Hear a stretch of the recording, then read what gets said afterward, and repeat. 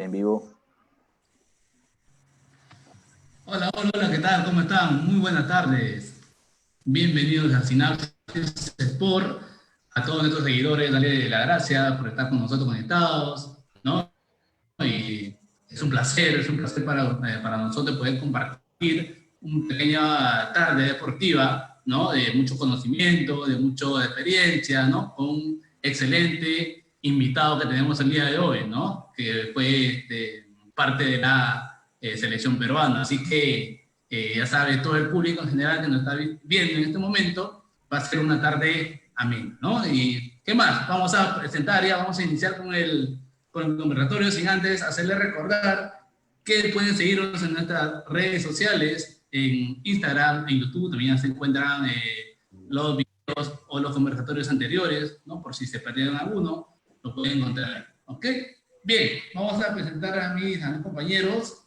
Adelante, Carlos, buenas tardes. Con todos los colegas, con todos los seguidores, un día más con ustedes, Sinapsis Sport, con un gran invitado. Esperemos que sea amena esta charla. Así que sin más preámbulos, le pase a mi amigo Rodrigo. ¿Qué tal, Carlos? ¿Qué tal, Jaime? ¿Qué tal con todos? Buenas tardes. Otra vez compartiendo aquí, ¿no? Una tarde, estamos todos contentos porque tenemos un gran invitado, muy felices de podernos juntar, ¿no? A hablar de un poco de fútbol. Así que le doy el pase al profesor Acosta para que presente al invitado. Gracias, Rodrigo. Buenas tardes con todos los colegas. Buenas tardes con todos los seguidores. Es un enorme placer nuevamente presentar la sala de Sinapsis Sports con grandes invitados. Y de esta manera estamos cumpliendo la misión de revalorar el buen trabajo que viene realizando el profesional peruano. Y no es para más hoy día, y no es para menos. El día de hoy tenemos un gran invitado. Es un personaje muy conocido, con mucha trayectoria a nivel de la preparación de arqueros, con presencia en grandes equipos profesionales, y como bien lo dijeron, a nivel de selección. Es un profesional que hoy por hoy es un capacitador a nivel nacional e internacional. Estamos nosotros muy seguros de poder contar con un gran profesional del cual vamos a aprender mucho. Hoy tenemos el gusto de poder presentar al profesor Humberto Camín. Bienvenido, profesor. Buenas tardes. Muy buenas tardes con todos. Un placer de estar con ustedes, muchachos. Y bueno, siempre grato hablar de fútbol, ¿no? Gracias, profesor. Gracias. De antemano, el agradecimiento por aceptar la invitación a Sinapsis Sports.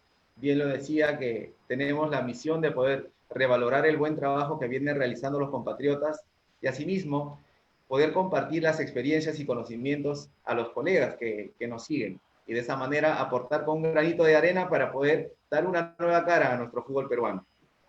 Entonces, profesor, bienvenido, muchas gracias. Y antes de poder comenzar con el conversatorio, siempre es nuestro estilo poder conocer un poco más del invitado. Cuéntenos, profesor, su trayectoria.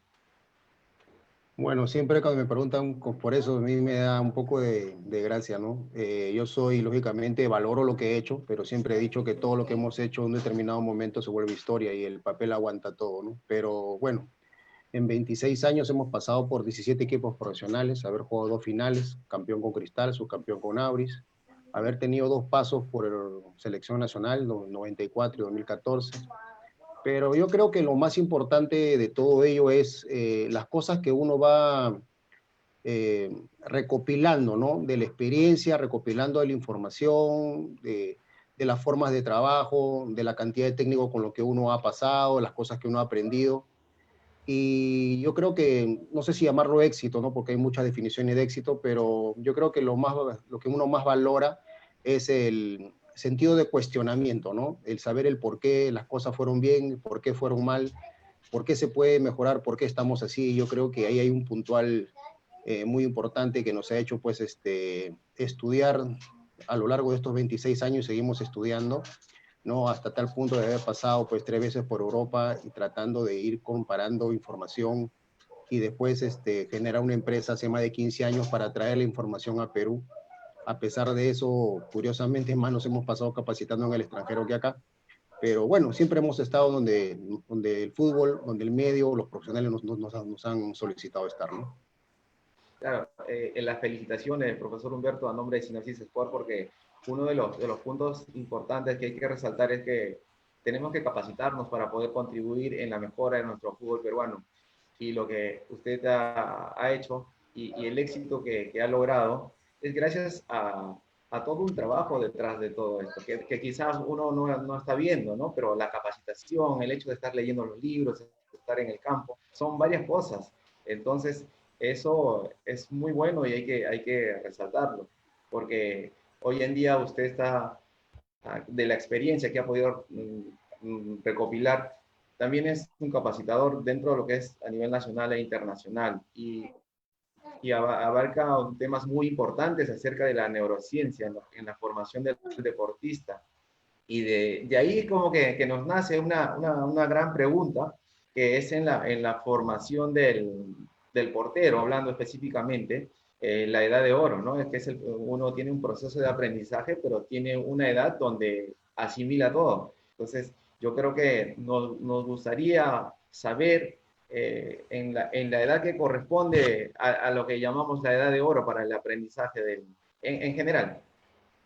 Sí, sí, si bien tú mencionas el tema del portero, pero vamos a quedar en claros una cosa, ¿no? El fútbol, independientemente de las posiciones, los puestos y las funciones, hay momentos de los procesos del aprendizaje. Yo aprendí mucho en el extranjero, sobre todo por mi paso por Ajax, que creo que la gran mayoría, por lo menos en el mundo, estamos de acuerdo que son los mejores formadores del mundo.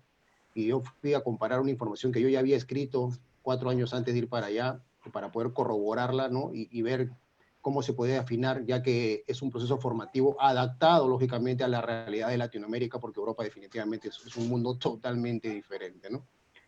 En este proceso nos dimos cuenta pues, que sí estábamos en lo cierto, porque habíamos recopilado información desde la metodología, la pedagogía, la didáctica, y después sobre las ciencias también aplicadas al fútbol desde la formación al alto rendimiento, y llegamos a unas instancias que son bien claras. Primero, de que tenemos un proceso predeportivo, que son niños de 5, 6 y 7 años, la fase predeportiva, eso tiene que quedar claro. Son momentos donde el niño utiliza el fútbol como un medio, no como un fin, donde la base de la psicomotricidad o el dominio corporal es lo más importante, porque la tecnificación o el inicio de la edad de oro, la tecnificación empieza a los 8 años hasta los 13 años. Entonces, si un niño a los 8, 9 años no tiene un dominio corporal, su mano y su pie no le hacen caso a su cabeza, la pregunta es cómo podrá dominar, controlar un elemento externo llamado balón.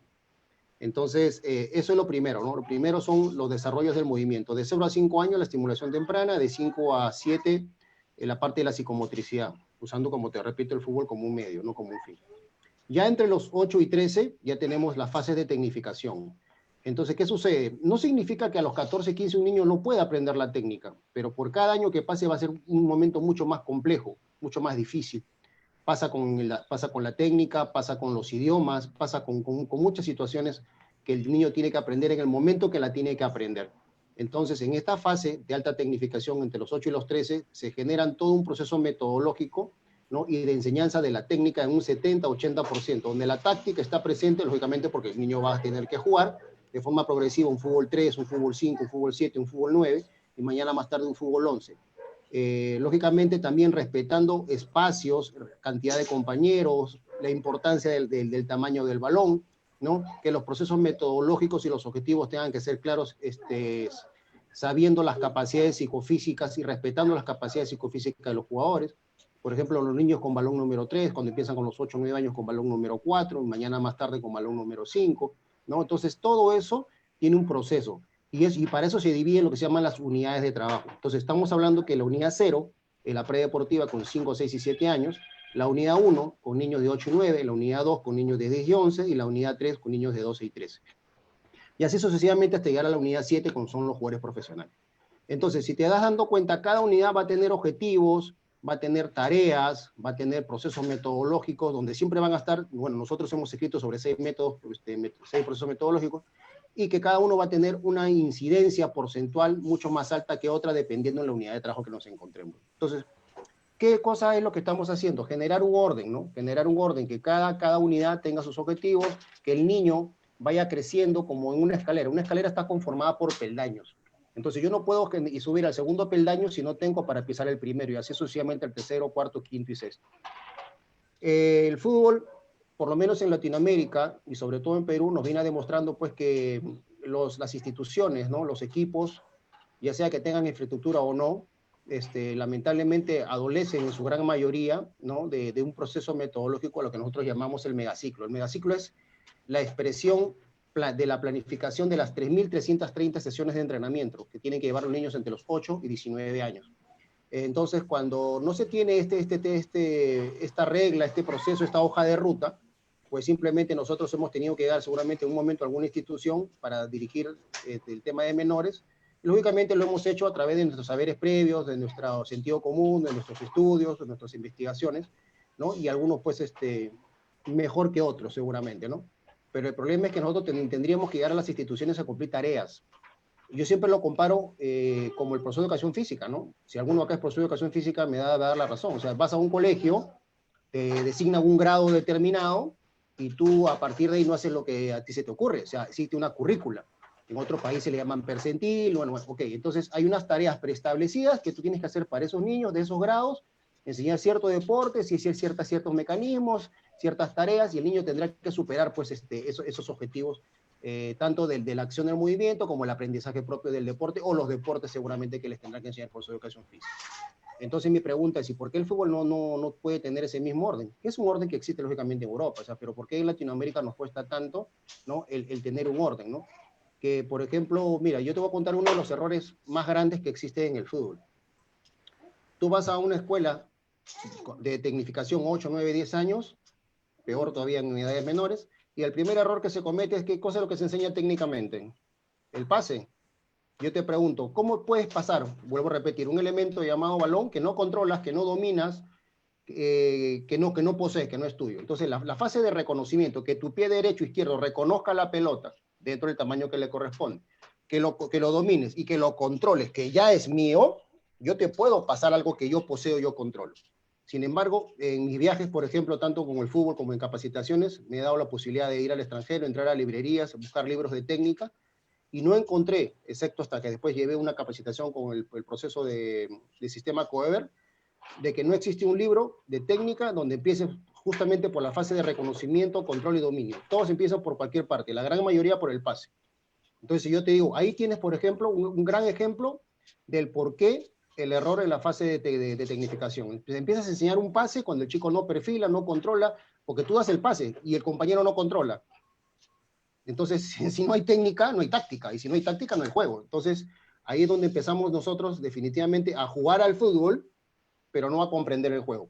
Y son dos cosas totalmente diferentes. Jugar al fútbol es nosotros 5 o 6, nos ponemos tres chalecos cada uno, ponemos 4 piedras y una pelota, y lo que tenemos que saber es que simplemente la pelota tiene que entrar en una portería y no tiene que salir del rectángulo.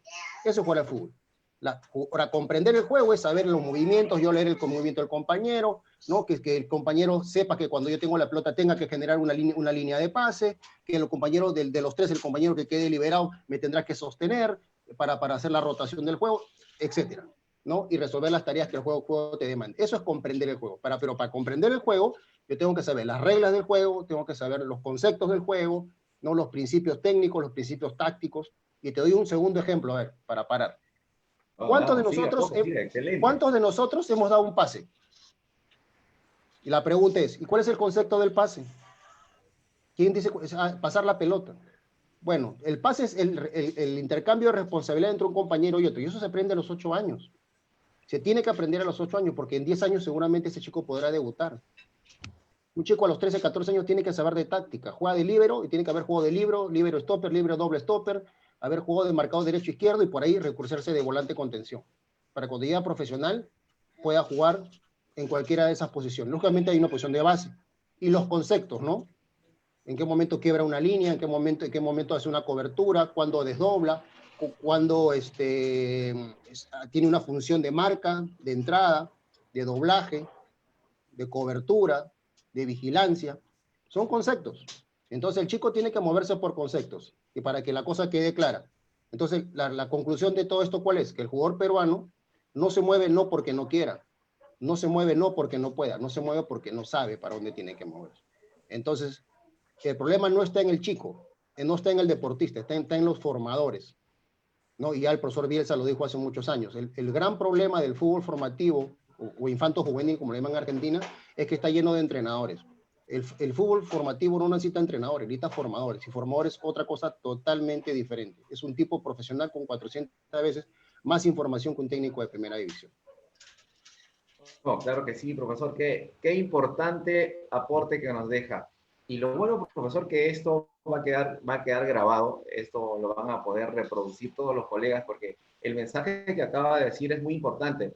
Y a su vez también nos da un mensaje a los entrenadores o formadores que tenemos mucho que aprender. Tenemos una secuencia para trabajar. Tenemos que tener un orden lógico y acorde o respetando los principios de entrenamiento. Y lo acaba de decir no solamente específico para el arquero, lo dijo en general. Una edad de oro es para todos los puestos, para todos los chicos, en las edades de 8 a 13 años. Tengámoslos en cuenta, compañeros, ustedes que nos están siguiendo en la página. Es una información importante que no ha salido hoy por hoy, sino que ha sido producto de capacitaciones, de años de estudio, de experiencia. Entonces, qué aporte importante y ya saben, hay que seguir esa secuencia, hay que tener en cuenta que hay que cumplir los principios de entrenamiento para poder lograr un objetivo. Bien, colegas, sigamos preguntando al profesor porque tenemos una tarde donde vamos a aprender mucho. Sí, profe Humberto, buenas tardes. ¿Cómo está, Rodrigo? Importante, ¿no? Lo que dice de adaptar el juego del niño con respecto al balón, y eso es lo que no se ve. Y otra cosa interesante que muchos no aplican es que lo de afuera está bien, pero el tema es traerlo a la realidad que nosotros vivimos, ¿no? Porque no es la misma realidad que la de Europa de repente, y adaptar eso es sumamente importante, ¿no? Mi pregunta, conforme a lo que iba diciendo, era, a ver, que primero usted dice que el niño tiene que reconocer el balón, todo eso, la coordinación es muy importante. Yo creo que una buena coordinación hace que de repente un niño, un joven tenga una buena técnica, ¿no? Y al tener una buena técnica, de repente, o no de repente, resuelve más rápido, y lo que se busca ahora es que el joven o el niño o el futbolista en sí resuelva las situaciones de una manera más rápida, ¿verdad? Entonces, yo sé que el trabajo de coordinación tiene que ser corto, de 8 o 10 segundos, porque mientras tu mente está más fresca, y si me equivoco me corrige, mientras tu mente y tu cuerpo están más fresca, los movimientos te quedan más, ¿no? O sea, vas mejorando ese proceso de coordinación. Entonces, ¿qué pasa cuando dicen, no, que el chico tiene que terminar cansado y le meten un minuto de skipping con laterales y ese tema, ¿no? Si el niño tiene que acabar cansado en el entrenamiento necesariamente porque todos dicen, no, que yo quiero que, más el papá, ¿no? Que mi hijo acabe cansado y que llegue a dormir y de repente se interrumpe un proceso, ¿no? Y Sí, perdón, sí, sí. ya, respóndeme eso y ahí lo sigo. Bueno, hay varias cosas en tu comentario y tu pregunta. A ver, primero, ojo que mucho de lo que voy a aclarar, voy a conversar con ustedes o compartir, más del 80% seguramente son trabajos de investigación que nosotros hemos hecho y seguramente algunas cosas no las han tenido referenciadas, ¿ok? Entonces, eso es lo primero. A ver, yo no he encontrado un libro donde me explique la diferencia entre la coordinación general y la coordinación específica. La coordinación general son los procesos coordinativos en el cual yo agarro una escalera de 18 peldaños y terminaré pues hacer todos los skipping y todo lo que tenga que hacer. Pero no puedo terminar en un gesto técnico porque primero que me he gastado el combustible haciendo el trabajo coordinativo. Si quiero hacer un trabajo coordinativo de 3 peldaños y con un gesto técnico, dándole la máxima cantidad de velocidad posible, a eso yo le llamo coordinación específica, con balón y la otra sin balón, ¿no? Entonces, ahora, ambas son válidas, ¿no es cierto? Es más, hay equipos profesionales, ¿no? Puedes encontrar en YouTube, que creo que hay un video ahí de hace 3, 4 años de Real Madrid, donde tú vas a ver ahí a R7 y a muchos jugadores profesionales haciendo coordinación general. Si la tarea es coordinación general, no pasa nada. Normalmente se estira a hacer coordinación específica. Entonces, eso es lo primero. Segundo, el ejercicio, lo que yo propongo como ejercicio, no tiene su real importancia en su estructura, en sus 400 conos, o en su simpleza, un cono y un plato. Su importancia está en que cumple objetivo. Si yo logro cumplir el objetivo a través del ejercicio, el objetivo que está planeado, yo podré poner una pista de aterrizaje como utilizaré una sola pelota. No importa. Lo que pasa es que hay que quedar claro que el ejercicio cumple un objetivo. Y en ningún momento el objetivo está en cansarlo. Y si el aspecto que se trabaja, o la dimensión que se trabaja es, por ejemplo, técnica, a nivel coordinativa, lo peor que podemos hacer es generar cansancio o un exceso de trabajo de la carga de trabajo. ¿Por qué? Porque necesitamos que el sistema nervioso esté lo más calmo posible. Entonces, nosotros no podemos hacer un trabajo coordinativo o altamente técnico de precisión sobre la fatiga, porque estamos hablando con chicos, ojo, con niños menores de 13 años. ¿Ok? Entonces, la parte de la tecnificación, la carga de trabajo, la ondulación de las cargas es importantísima. Por eso decimos que el uso de la ciencia ya no es una moda, ¿no? O sea, no se puede hablar de preparación física sin el sustento de la fisiología. No se puede hablar de gesto técnico sin el fundamento de la biomecánica. No se puede hablar de procesos sin saber de planificación. Y así sucesivamente nos podemos pasar 4 horas, ¿no?, hablándote de todas las herramientas que utilizamos, ¿no?, para lograr la construcción de los objetivos, que al final parten desde la planificación a partir de una evaluación situacional. Esta es la edad que necesito, este niño, o así un personal. Yo tengo acá a Rodrigo de 8 años, ¿no?, y tiene que ser este tipo de trabajo, evalúo, miro los niveles coordinativos y a partir de ahí plantearé mi proceso técnico a partir de los procesos metodológicos que tenga que hacer. O sea, todo tiene un orden. El problema está en que la información está a la mano, sobre todo desde el año 2000 que llegó el Internet a Perú, pero el problema está en cuántos logran comprender la información.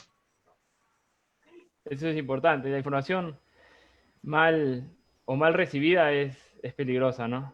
Y ya como pasando un poco a los arqueros, ¿no? En estas edades, ¿cómo el trabajo de la pliometría, cómo sería? Porque muchos, por ejemplo, los jugadores condenan el trabajar fuerza en edades muy tempranas. Entonces, la pliometría es un trabajo de fuerza también, ¿no? Pero es muy, muy importante en el arquero, y el arquero prácticamente usa la pliometría más que los jugadores de repente. Entonces, Okay. ¿cómo la trabaja? ¿Cómo? Ok, bueno. Primero vamos a aclarar una cosa importantísima para que la charla no se distorsione. Tú me vas a preguntar de arqueros toda la tarde y yo simplemente te voy a decir que la única diferencia entre un jugador de campo y el arquero es que el arquero atrapa la pelota con la mano. Después, los dos controlan con el pecho, control orientado, cabecean, dominan, hacen pases, ¿ok? Listo. La única diferencia es que uno atrapa, nada más. Después todo el trabajo es igual, todo es lo mismo. Porque desde el año 92, cuando se cambió la regla, después del Mundial de Italia 90, cuando hubieron partidos, entre comillas, medios amarrados, que les convenía a ambos equipos quedar empate, y el back central entregaba la pelota al arquero, el arquero la agarraba, se lo podía devolver, FIFA hizo una reunión y dijo, pues, al fútbol hay que acelerarlo. Entonces, el año 92, 2 años después, o año y medio después, se cambió la regla de lo que es las reglas propias del arquero, y el arquero ya no podía volver a agarrar una pelota con la mano cuando el back central se le entregaba con la mano, perdón, con el pie. ¿Ok? A partir de ahí, todo el trabajo específico del arquero empezó a cambiar. No a partir de que el señor Guardiola dirige Barcelona y que utiliza el back central, no. Es ya desde el año 92. Que algunos lo sepan o no es otra historia, pero ya a partir del año 92, todo lo que corresponde al entrenamiento de arquero, todo cambió totalmente. Que un entrenador utilice a su arquero más para sostener la parte táctica que otra, esa es otra historia. Que nosotros preparamos arqueros que jueguen con la mano, jueguen con los pies, controlen, eso está claro. ¿No es cierto? Entonces, eso es lo primero. Segundo, la fuerza es la capacidad física que ha revolucionado todos los deportes en los últimos 60 años. Cuando tú naces, ya va a haber un proceso en el cual tú, con el paso de los meses, lo primero que vas a intentar es sentarte. Y el sentarte significa que tus músculos posteriores del cuello y la espalda ya pueden soportar tu cabeza. Fuerza. Después empezarás a gatear, y en ese gateo vas a fortalecer tu zona lumbar, y después te empezarás a agarrar de la pared y entre caerte y pararte empezarás a caminar y empezarás a soltarte y después empezarás a correr. Todo eso es fuerza. El primer elemento externo que utiliza un ser humano, en este caso un niño, es la mamadera, ¿no? El primer elemento externo hace fuerza para tomar una mamadera. Uno nace con la capacidad de desarrollo de la fuerza y termina muriendo igual. ¿Ok? O sea, eso es lo primero. Ahora, hay tipos de fuerza. Por ejemplo, cuando hay fuerza reactiva, cuando hablamos de la pliometría, hay fuerza explosiva, fuerza velocidad, hay muchos tipos de fuerza. Y la fuerza se trabaja siempre, con niños también. Pero ¿cuál es la diferencia? Nunca te olvides de eso, que yo lo vengo diciendo varias veces. De los 13 años para atrás hay una forma de trabajo y de los 13 años para adelante hay otra forma de trabajo. ¿En ambos se trabaja la fuerza? Sí. En los niños de 5, 6, 7 años, que es la predeportiva, ¿se trabaja la fuerza? Sí. Pero antes de los 13, todos a través de juegos. Juegos de velocidad, juegos de fuerza, juegos pliométricos. A partir de los 13 en adelante, se trabaja la fuerza, pero ya con elementos externos, ¿no? Ya viene el cinturón de fuerza, los trineos, los discos, la barra olímpica. de forma progresiva. ¿Ok? Entonces, la fuerza está presente siempre, siempre está la fuerza presente y los diferentes tipos de fuerza. Te vuelvo a repetir, si no sabes de fisiología, cuál es el momento en que tengo que hacer el ejercicio y cuál es la pausa, pues de qué capacidad física estamos hablando. Porque el éxito de un ejercicio, más allá que cumple el objetivo, cuando es de corte físico-técnico, el 50% del éxito es el ejercicio como tú lo planteas, pero el otro 50% es los momentos, la pausa de recuperación, el momento del ejercicio, los segundos propios del ejercicio o los minutos del ejercicio.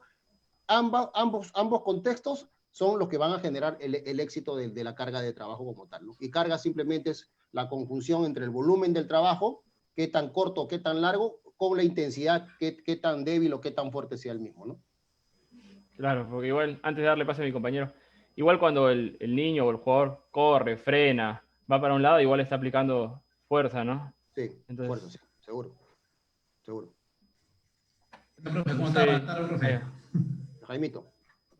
Ya, profe, sí, dentro de escuchando el conversatorio, ¿no? Me doy mucha razón porque hoy en día, dentro de la tecnificación, no se está trabajando muy bien en las distintas academias, ¿no? En distintos, por ejemplo, profesores, bien puede ser porque no tienen la información o porque no hay investigación del por medio, ¿no? O por sus saberes previos nada más de los profesores que son contratados en algunas academias. Y hoy en día también muchas veces los padres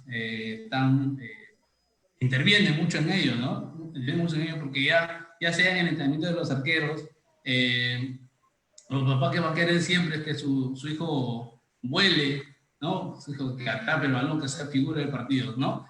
Y dentro de ello, de esa planificación, ¿qué tanta importancia se debería tomar en las academias, ¿no? La parte que el arquero juegue con los pies, ¿qué tanta importancia o desde cuándo se puede estar dándole esa información? Sí, muy bien. Ahí has tocado igual tú también tres puntos, ¿no? Mira, primero, empecemos con los papás. Yo siempre digo esto, ¿no? En diferentes charlas donde me ha tocado estar, incluso en el extranjero, ¿no? Siempre hay, profe, sí, que la planificación muy bonita, que la estructura, pero el problema es el papá. Marcelo Arrofé, gran amigo mío, es el presidente de la Asociación de Psicólogos Deportivos a nivel de Sudamérica. Fue el psicólogo deportivo que trabajó con Peckerman cuando Peckerman prácticamente ganó todo en las divisiones menores a nivel de selección en Argentina, su 17, su 15, su 20. Gran psicólogo, gran amigo, un especialista impresionante sobre la psicología deportiva, y él dice, por ejemplo, que hay 12 ítems que van en contra, o 12 puntos importantes que van en contra del desarrollo formativo de un deportista de élite. Y el número 1 es el padre. Ahora, yo digo una cosa, ¿el padre tiene que intervenir en el proceso formativo? Por supuesto que tiene que intervenir, porque es el quien lo lleva, es el quien va a ver de la parte nutricional, es parte importantísima del proceso. El problema es para que tú lo traigas a tus aguas, por llamarlo de alguna manera, y sea el otro muro de contención. Acá está el equipo, el instructor, el entrenador, y aquí está la casa, los padres, la familia. O sea, para que el chico fluya como un río dentro de estos dos muros de contención, lógicamente ambos tienen que estar direccionados, ¿no es cierto?, hacia un mismo objetivo. Entonces, el padre va a seguir siendo enemigo del proceso en la medida que tú no le explicas qué cosa es lo que vas a pretender hacer con su hijo, qué es lo que le corresponde hacer dentro de una edad determinada. Por ejemplo, el ejemplo que tú dices, ¿no? También puede ser con los arqueros. Niños de 6, 7, 8, 5, 6, 7 años. Están dando volteretas, están corriendo, agarran la pelota, la ponen en un bote, regresan corriendo. Y tú quieres que tu hijo juegue fútbol 7, que juegue un campeonato, que sea el capitán y que sea el goleador. Y tú estás buscando psicomotricidad. Entonces, cuando el padre no está informado de qué cosa es lo que se pretende hacer en ese módulo en específico, el padre seguirá siendo el enemigo del proceso. Entonces, ¿quién tiene la culpa? La tenemos nosotros, o por lo menos los dueños de cada institución o cada academia, que no determina cuál es la hoja de ruta, sientan los papás y le explican, los profesores van a hacer esto y esto y esto. ¡Pum! Se acabó. Eso es lo primero, ¿no? Y lo segundo, lógicamente, va apareado con eso, ¿no? Cuando te decía de que en el tema formativo, ¿no? Excepto el tema de que es el momento de que tú te deslices y atrapes la pelota con la mano, el proceso formativo de un arquero es igual que el de un jugador de campo. Es lo mismo, desde el calentamiento, control, ojo, y mano derecha, mano izquierda, pierna izquierda.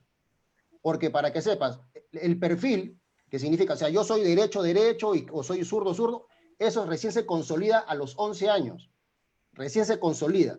Entonces, ¿qué significa? Que justamente estamos hablando 2 años previos a cerrar el ciclo del momento de oro de la tecnificación. Entonces, ¿qué pasa? Si todavía eso no está cerrado, entonces 8, 9, 10, tienes 4 años, pega con derecha, pega con izquierda, borde interno, borde externo, o sea, es el mejor momento, como te digo. O sea, yo te puedo dar razones desde lo físico, de lo psicomotriz, desde lo fisiológico, desde lo psicológico, el por qué antes de los 13 años es importantísimo que nosotros aprovechemos esa ventana de espacio, ¿no?, de absorción de información, que es el mejor momento, porque después, vuelvo a repetir, no es que no se pueda, pero cada vez va a ser mucho más difícil, mucho más difícil. Además, me ha tocado a mí, por mi paso por el fútbol profesional, tener que, y eso ya no se llama enseñar, se llama reeducar movimiento. Jugadores que no podían controlar un balón, jugadores que para centrar una pelota tenían que perfilar, no, si tiene que centrar la pelota sin tener que girar, ¿no es cierto? Entonces, un 45 minutos, dos veces por semana, en la tardecita. Bueno, lo que pasa es que de 17 equipos, más de 14 he estado yo en provincia, imagínate, trabajas 2 horas en la mañana y el resto del día, entre comillas, no tienes nada que hacer. Nosotros leíamos mucho, practicábamos bien algunas cosas y entrenábamos seguramente con algunos jugadores profesionales que te solicitaban, ojo, te solicitaban el poder aprender algún gesto técnico, porque cuando ya eres grande, eres mayor, la predisposición que tiene el atleta, el deportista, es fundamental. Tú no le puedes obligar a que mejore. Eso tiene que partir por él. Ahora, tú sugieres, conversas. Llegas hasta ahí. Después ya partes, ¿por qué? Porque acuérdate que motivación viene de motivo. Yo tengo que tener un motivo, yo tengo que tener una predisposición, yo tengo que tener un objetivo como deportista, y nosotros del otro lado somos solamente las herramientas que le ayudamos a ellos a mejorar. Pero ¿cuál es la diferencia de haberlo aprendido a los 20 años que a los 8, 9 años? Que cuando él lo deje de practicar, se le va a diluir. Mientras que el niño, bien aprendido o mal aprendido, lo va a tener siempre. Yo siempre doy este ejemplo, ¿no? ¿Cuántos de nosotros, por esto de la tecnología, la modernidad y qué sé yo, se nos ha pasado, no sé, pues, 30 días entre el teclado y el celular y no hemos utilizado un bolígrafo? No puede haber pasado. ¿Y significa que porque 30 días no escribiste te olvidaste de escribir? No, porque lo aprendiste en su momento. Si aprendiste a manejar la bicicleta a los 8, 9, 10 años y después de 30 años te subes una bicicleta, te costará 2 minutos adaptarte otra vez, pero después vas a hacerlo. Pero a ver, móntate a los 40 cuando nunca lo montaste, esa es otra historia. Te va a costar, ¿te das cuenta? Entonces, todo lo que nosotros estamos hablando, no lo he escrito yo, lo he escrito gente hace muchos años atrás. Lo que nosotros sí no podemos un poco darnos un poco la parte es de haber utilizado toda esta información y ordenarla. Porque los libros de metodología y de pedagogía, sobre todo tú que eres profesor de educación física, lo sabes, ¿no? Reglas metodológicas, enseñar de lo más simple a lo más complejo. Que el método sea dinámico, que sea coherente, ¿no es cierto? Que sea el objetivo, que sean alcanzables. O sea, eso no lo he escrito yo, eso está escrito hace muchísimos años, ¿no? Entonces, lo que nosotros hemos logrado es traer toda esa información, más lo que nosotros hemos estudiado de fútbol, con todas las falencias, ojo, porque yo me titulé hace 26 años, con todas las falencias de información que después me di cuenta, he tenido y hemos tenido muchos, porque tenemos temas también académicos bastante desfasados, pero el tema está, y te lo juro que lo dije en la presentación, ¿cuánto de nosotros cuestionamos? Oye, ¿por qué esto? ¿Y por qué esto no es así? ¿Y por qué allá sale del otro lado del charco, sale y aquí no sale? ¿Por qué? Porque simplemente nació en Alemania. En Alemania no tienen 2 cabezas, ¿no? Tampoco 3 pies. Entonces, o sea, cuando uno empieza a darle vuelta, y como yo digo, para mí la bendición, por lo menos en mi vida, desde el año 2000 que llegó el internet, o sea, tenía el mundo a mis manos, ¿no es cierto? La computadora, ahora la tienes en tu celular, ni siquiera tienes que sentarte en la computadora para saber si te estoy mintiendo. Entonces, la información, yo vuelvo a repetir, la información está ahí. El tema es cuántos están logrando comprender la información para después transferirla en campo. Porque no es que yo tenga niño de 10 años y quiera jugar a la posesión de la pelota como Guardiola en Barcelona y voy a pasar un video de Messi, de Suárez, de Neymar. O sea, es totalmente fuera de foco, ¿no? Sí, claro, con lo que usted mencionaba en el primer punto sobre los padres, ¿no? Que ambos, tanto el técnico como los padres, tienen que llevar de la mano, ¿no? Como en la etapa de formación a los chicos. ¿Y qué pasa con los padres que, o sea, digamos, han sido deportistas que no han llegado al élite, pero quieren como sea que su hijo sobresalga o que que digamos, pueden en el entrenamiento con el padre o con el profesor, pueden conversar, ¿no? De lo que quieren llegar, el propósito del niño, pero sale del campo y se va a su casa, el padre no hace caso de eso, esa recomendaciones y lo llevan a otros equipos, a que puedan jugar en este lado, ¿no? Como que haciéndole un poco más de figura a los hijos.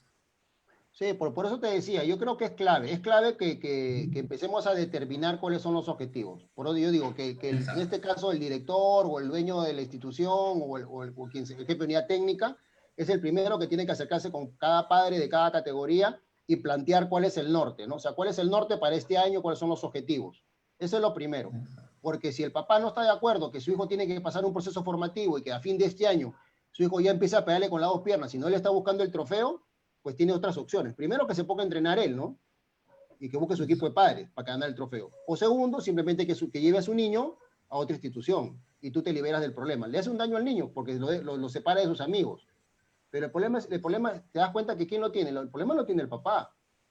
Pero yo digo una cosa es que yo como papá cometa la falta en la ignorancia, sin saber qué están haciendo con mi hijo, y otra cosa es que yo cometa la falta sabiendo o que me hayan explicado cuál es el entorno en el cual mi hijo se va a desarrollar. Entonces yo tomaré la decisión, pero por eso yo vuelvo a insistir, para mí la información es clave, pero estamos hablando que para que esa información se dé, estamos hablando de una institución ordenada, que tiene un plan, que tiene un norte, exacto, que tiene un nicho de negocio, ¿no? ¿Qué significa nicho de negocio? Nosotros nos vamos a dedicar a la alta tecnificación, vamos a ir por acá, ya. Bueno, la pregunta es cuántos lo hacen, cuántos lo tienen, o cuántos tienen el norte, cuántos tienen el megaciclo, el plan. Bueno, ya esos son respuestas para que la respondan ellos. Exacto, no todas las academias lo tienen eso, ¿no? No todos hacen eso. Y por eso hoy en día vemos algunos deportistas que se han perdido en el camino, ¿no? O sea, por muchos padres que hacen caso omiso de la recomendación que pueda dar el entrenador o el encargado del, ¿no? Y lo que usted menciona, ¿no? De la práctica es importante también, ¿no? Para que pueda, digamos, estar en pleno, o para que no se olvide esto, como dice la frase, la práctica, ¿no? Si tú estás en constante práctica, pues vas a poder resolver con mayor facilidad distintos gestos o distintos movimientos que tú vas a regresar dentro del campo de juego. ¿No ve? Sí, es por eso que se dice que ahora tenemos que tener un sistema de trabajo, un proceso metodológico madre, en el cual se llama proceso metodológico sistémico, ¿no? ¿Por qué sistémico? Porque ya no tienes el tiempo para hacer la técnica por acá, la parte física por otro lado, la táctica por otro lado. La idea es que todo esté englobado, ¿no? En la medida de lo posible. Nosotros escribimos hace más de 6 años atrás algo que se llama Sistema Fútbol Inteligente.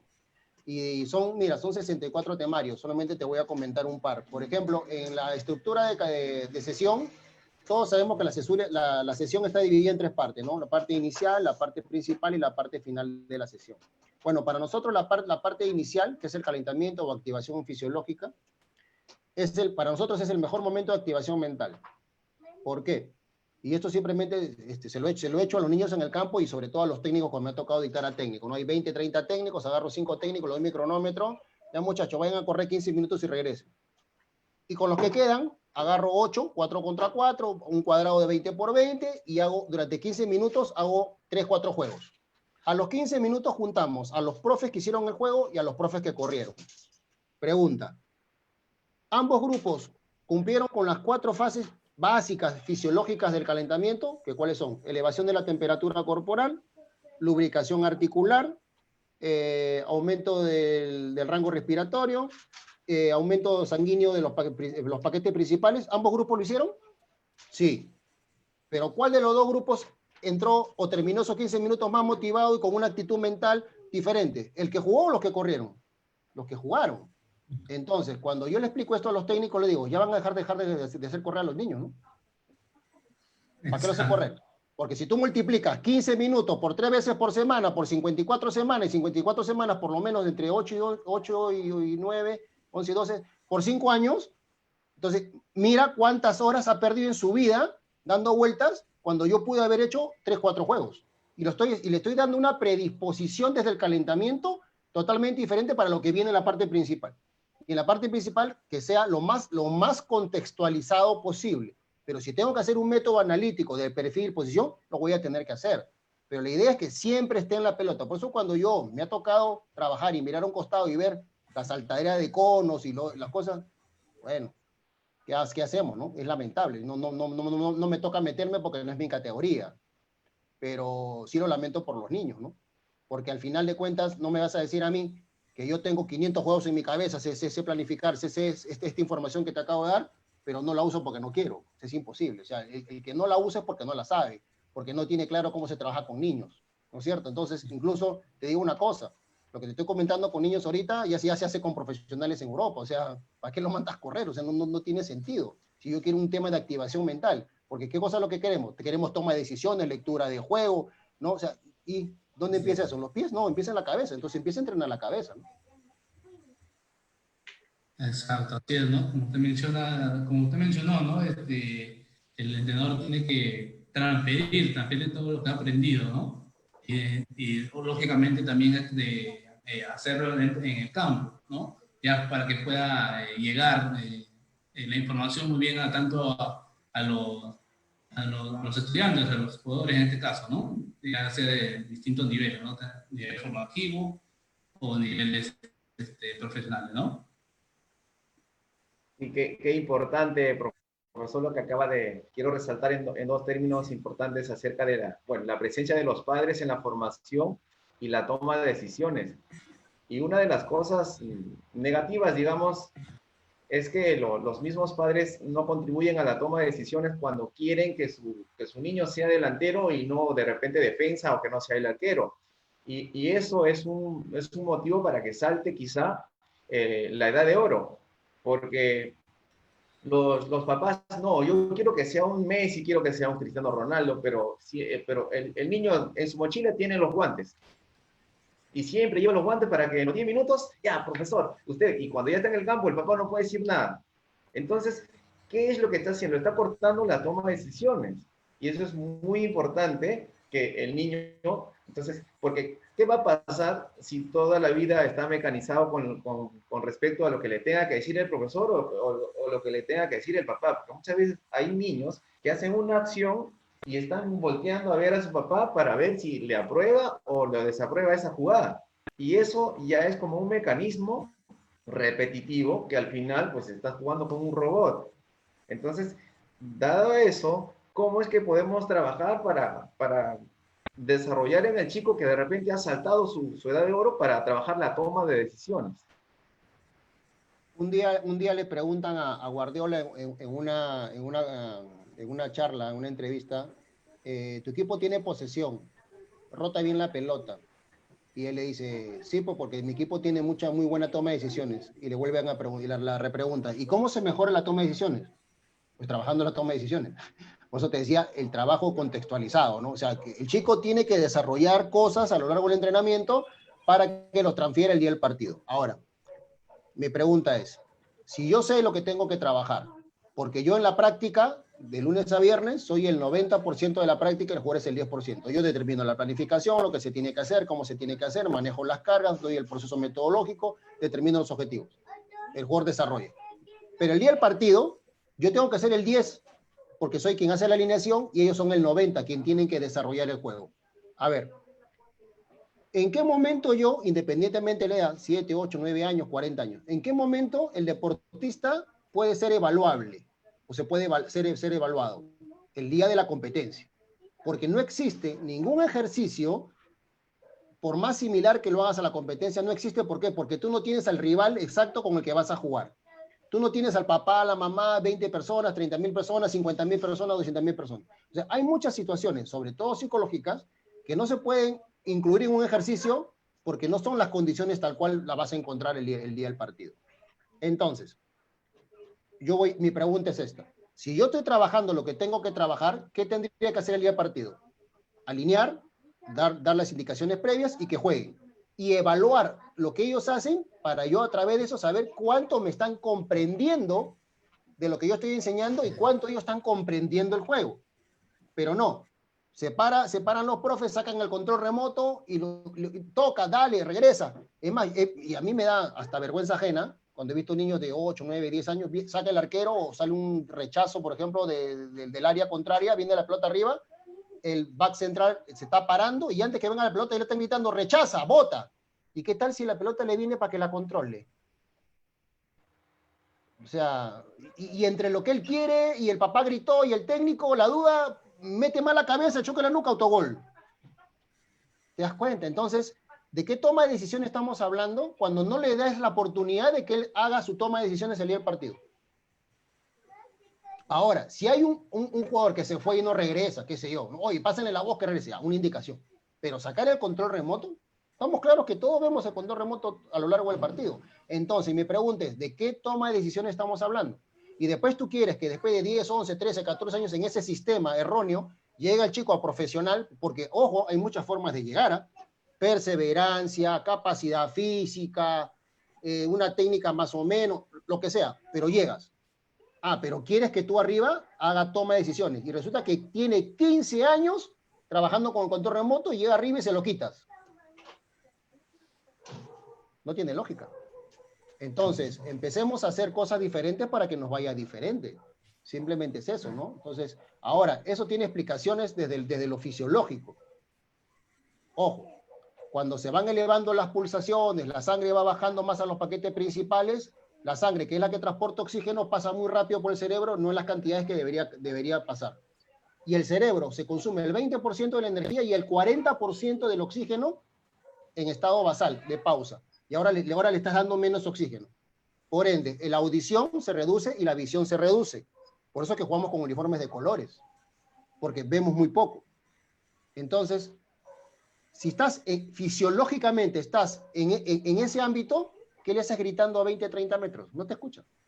Un jugador profesional no te escucha. Mira, te levanta la mano. Me ha tocado estar en la banca con jugadores, o sea, que el técnico se paraba, le gritaba a la una, le gritaba a la segunda levantaba la mano y el tercero el jugador lo mandó a la porra. O que tú quieras que acabe el primer tiempo, estás perdiendo 1-0 y el peor error que puede hacer un técnico es, se meten todos al camerino y tú en vez de esperar 5 o 7 minutos afuera, que se tomen un aire, que se puteen allá adentro, no, entra de frente, ¡ay!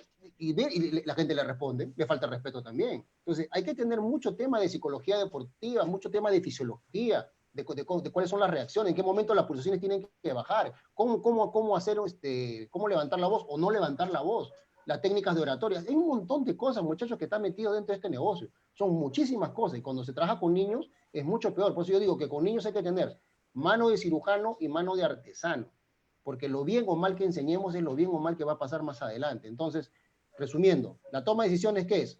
Miro, analizo y ejecuto. Miro, analizo y ejecuto. Entonces, lo que va a venir en su cerebro va a ser dos cosas. Primero, el cerebro está preparado para sobrevivir y asociar. ¿Qué es asociar? Va a rápidamente asociar algún movimiento que hizo en la práctica y a partir de ahí ejecutará. Entonces, si él está concentrado, esperemos esté concentrado, y su cerebro está analizando eso, ¿qué le haces gritando de afuera? No tiene caso, pero por eso vuelvo a decir, cuando no hay la información de parte del técnico, entonces pasa este tipo de cosas.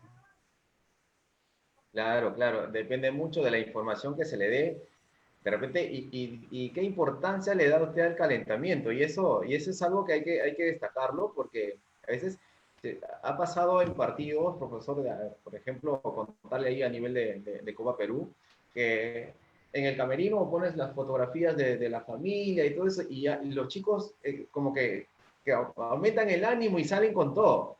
Pero ojo, también cuando se le dice lo mismo de repente a algún niño, y por ahí ha pasado circunstancias donde ya vas a hacerlo por tu mamá, ya estás en el primer tiempo y resulta que su mamá estaba mal en la casa. Y ya no quiso entrar, se puso a llorar. Entonces, hay temas mucho de vital importancia de cómo hay que dirigirse a un niño con relación a un adulto, ¿no? Entonces, el tema de la psicología deportiva es muy importante y la forma que tú le digas o el mensaje que tú le digas es el que el niño lo recepciona al 100% y eso es válido para él. Disculpa que te corte. Eso me hace darles una primicia.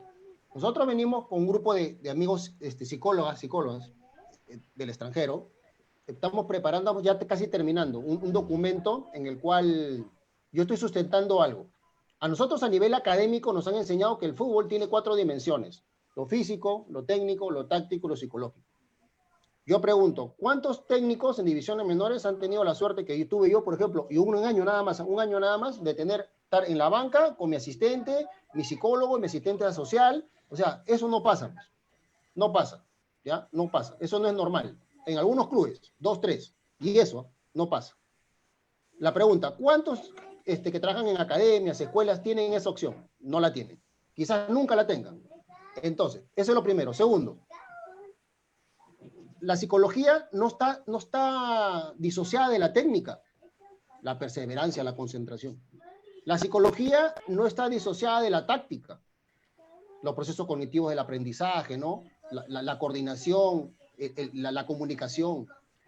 La psicología no está disociada de la física, de la parte física, la perseverancia, ¿no? el ser constante. Entonces, ¿qué cosa es lo que nosotros estamos proponiendo? Que no tienen que haber 4 dimensiones, sino tienen que haber 3 dimensiones. La técnica psicológica, la táctica psicológica y la física psicológica. Por ende, ¿qué cosa te dice eso? Que yo como formador tengo que leer, saber y aprender y llevar toda la cantidad de cursos posibles de psicología deportiva, sí. Y sobre todo intercomunicación con menores, sí. Porque no ves que yo no voy a tener un psicólogo, no lo voy a tener. Y cuando alguna vez un alumno me preguntó, profe, y si usted va a una institución y la institución consigue una partida importante y trae un psicólogo deportivo, ¿qué es lo primero que el psicólogo deportivo tendría que hacer? Lo primero que tiene que hacer es tratar a los técnicos. Lo primero porque si no, es como lo que hablamos de la contención entre el club y los padres, ¿no? O sea, el técnico hace una cosa y el psicólogo hace otra. Se disocia la información. O sea, al primero que tiene que tratar el psicólogo deportivo es al técnico. Formas de comunicación, el trato, los mensajes corporales, no solamente la parte verbal, ¿no? Porque hay mensajes que uno da.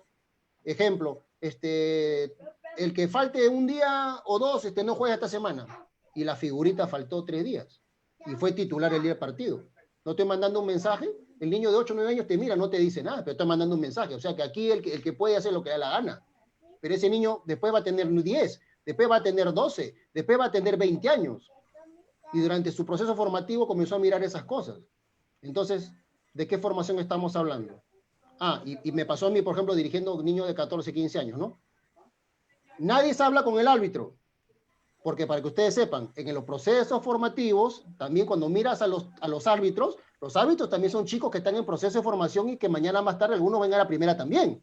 Si en primera tuyo me ha tocado renegar, imagínate con los chicos de federativo. Porque todos nos equivocamos, no pasa nada. Pero yo, que soy el primero en decir, nadie habla con el árbitro, porque eso a los 15 y 16 años también le explicas eso al jugador. Acá también se pueden equivocar los árbitros. Así que simplemente ya, profe, pum, alguien se para encima de la pelota, los demás nos acomodamos y punto. Y el día del partido, pues, el árbitro se equivoca y yo me paro y comienzo a levantar las manos todo. ¿De qué estamos hablando? O sea, yo digo una cosa, que ellos no lo hagan y yo lo hago. Y después me meto y le meto un puñete al árbitro. Entonces, ser coherente me parece que es una de las misiones más importantes que tiene que tener un formador.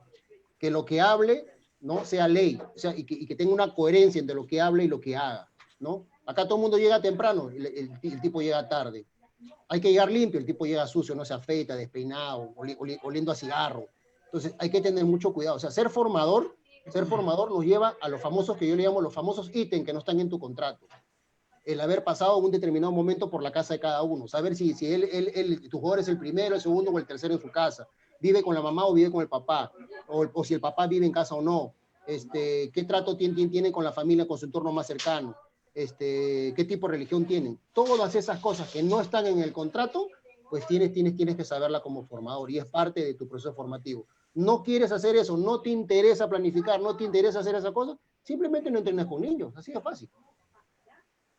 Claro, claro, qué importante ese mensaje que nos deja, profesor, porque antes que todo tenemos que saber que más que estar entrenando a un futbolista, estamos dirigiendo a las personas, ¿no? Estamos guiando personas y por ende hay que conocerlo en todos los aspectos de su vida, porque, y otro de los temas importantes también que hay que tenerlo en cuenta, colegas, es las dimensiones, que acabo de resumirlo en 3 y en cada uno acaba de darle un poco de un adicional de la psicología, tanto en la técnica, en la táctica, ¿no? Entonces, en la parte física. Y eso creo que suma mucho en cuanto a la lectura del juego, porque cuando uno va a tomar una decisión, para que tú tomes la correcta decisión o ejecutes esa decisión, hagas un buen pase o te desmarques, ya hubo trabajo en tu mente, ¿verdad? Ya hubo un trabajo previo, porque tu mente te dijo, ¿sabe qué? El espacio libre ya está muy bien, ahí me voy. Ahora, recibes el balón, un buen control, una buena técnica. Para hacer repetitivamente ese trabajo, has tenido que tener un buen físico. En todo momento está en la cabeza, está trabajando en la cabeza. Entonces, yo creo que la lectura del juego es muy, muy importante, ¿no? Muy importante porque tu mente es lo que te está dirigiendo eso, te está anteponiendo a una jugada posible, ¿no? En función de poder ganar el partido, en poder hacer jugar para tu equipo. Mira, ¿cuántas veces nosotros hemos escuchado esa frase, se juega como se entrena como se juega? ¿La has escuchado o no? Sí, sí, Muchas sí. veces. Bueno, nosotros como empresa tenemos una un poquito más completa o lapidaria, como tú quieras llamarla. Se juega como se entrena como se aprende como se enseña. ¿Qué significa esto? De que ya nosotros hace muchísimos años ya dejamos de poner la pelota en la cancha del jugador. Ah, no, él no aprende porque no, es malo. No, porque es descoordinado. No porque no sabe. No porque no atiende. No. La pelota ya dejó de estar en el campo del jugador. La pelota hace rato que ya tendría que estar realmente, hacer un examen de conciencia y estar en el campo del formador. Que el formador ya se deje de tontería y empiece a asumir su real responsabilidad, ¿no? De qué cosa es lo que tiene que hacer, porque el niño malo no existe, existe el deportista mal estimulado, y quien determina el estímulo, quien determina el objetivo, quien determina la hoja de ruta es el formador, o el deformador, ya que hay una línea muy delgada entre formar y deformar. Los dos cobran, ¿ah? ¿Ya? Pero hay una línea muy delgada, entonces hay que tener mucho cuidado con eso. Claro, claro. ¿No? Excelente. Buen mensaje y nos queda clarísimo. Carlos, ¿tienes alguna pregunta? Sí, buenas tardes, profesor Camino. Un gusto escucharlo a usted, profesor Camino. Se ve que sabe mucho de fútbol. Viendo ya a la parte de los juveniles, sabemos que la parte física está encargada, ¿no? El preparador físico, pero sabemos que en los arqueros están aislados a veces de los grupos, ¿no? De los grupos que juegan en el equipo. Y mi pregunta era más o menos, ¿cómo usted hace la parte física con los arqueros? O sea, ¿cómo usted, es su método de hacer el trabajo físico con arqueros ya más experimentados, ¿no? Ya juveniles y que están en primera, pues también. Bueno, cuando me ha tocado trabajar con los arqueros, solamente ha sido un fútbol profesional. Con menores me ha tocado dirigir, pero bueno, es igual. Sí. Aquí pasamos, acá hay un momento clave. Por ejemplo, la gente que ha llevado conmigo capacitación sobre el tema del entrenamiento de arqueros o para ser entrenador de arqueros, me dicen, profe, ¿y ahora qué viene? Vayan a estudiar preparación física. Porque nosotros, todo lo que nosotros hacemos desde lo técnico, táctico y psicológico, hay que transferirlo a la parte física. Entonces, cuando tú tienes un conocimiento de la preparación física, siempre decimos en fútbol profesional, ¿no? Del preparador arquero, tu jefe directo no es el de entrenador, es el preparador físico.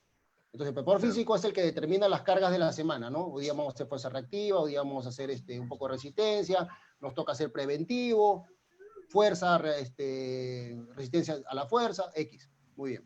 Entonces, a mí me manda la planificación el día lunes en la mañana, que es el día de descanso, y yo lo que hago es simplemente transferir las cargas, las transfiero al puesto, posición y función dentro de los espacios que me toca dentro del arquero. Entonces, en mi entrenamiento no es como tú dices, que está tan aislado de lo que es el grupo.